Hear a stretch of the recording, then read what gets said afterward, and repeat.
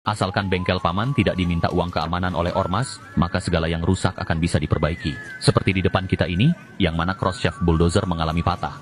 Menyambungnya dengan lem besi tentu tidak akan kuat. Agar cross shaft bulldozer dapat digunakan kembali, pemilik hanya bisa berharap paman berkacamata bisa memperbaikinya. Setelah paman mengencangkan cak penjepit dengan kekuatan penuh, maka proses pembubutan dapat dilakukan. Menghaluskan permukaan patahan menggunakan mata pahat, tentu saja dalam proses perbaikan kali ini memerlukan keahlian tingkat 8. Agar pengelasan dapat menjangkau permukaan dalam, maka kita perlu melakukan proses pembuatan bevel sederhana. Lalu menggunakan mata bor secara bertahap, melakukan proses pengikisan membuat lubang sambungan. Agar sambungan dapat bertahan hingga 1 kali pemilu, maka paman memilih potongan poros gigi ekskavator sebagai penghubung.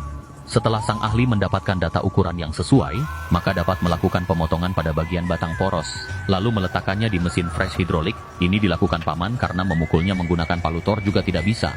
Berikutnya kita akan memproses cross shaft, namun sebelum melakukan proses pembubutan kita perlu menggunakan penyangga bril. Setelah penyangga bril terpasang sempurna, maka kita dapat memproses bagian ujung cross shaft, melakukan pembubutan secara bertahap, baik menggunakan mata pahat maupun mata bor.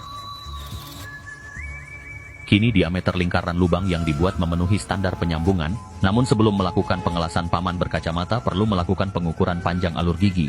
Dalam proses ini tentu saja memerlukan ketelitian dari paman berkacamata, sedikit saja paman lengah maka siap-siap mesin bubut diangkut oleh ormas. Berikutnya kita dapat melakukan pengelasan menyeluruh menggunakan kawat las berkekuatan tinggi, karena pengelasan meninggalkan jejak yang kasar maka kita perlu melakukan proses pembubutan kembali. Sekarang permukaan sambungan telah halus dan mulus, namun karena penyambungan mengakibatkan panjang alur gigi berkurang, maka kita perlu kembali membuat alur gigi. Meskipun paman berkacamata tidak memiliki alat yang canggih dalam membuat alur, paman hanya bisa membuat alat penyangga limited edition yang tidak ada dijual di toko online sekalipun.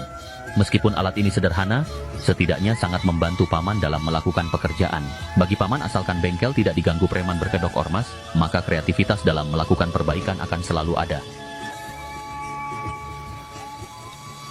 Setelah semua baut dan mur dikencangkan, maka sang ahli perlu melakukan penyesuaian mata pahat bubut yang diletakkan di cak penjepit mesin bubut. Lalu melakukan proses pengikisan secara bertahap. Dalam proses ini perputaran planet seakan terhenti hanya ingin melihat kreativitas paman berkacamata yang begitu tinggi dalam melakukan perbaikan. Setelah sang ahli menghabiskan 2 biji Bodrex untuk menghindari sakit mata, dan segelas kopi agar tidak mengantuk, kini proses pembuatan alur gigi secara manual telah selesai. Dengan kemampuan tingkat 8 yang dimiliki paman berkacamata, tentu saja sangat membantu masyarakat yang mengalami kendala dalam kesulitan mencari part baru.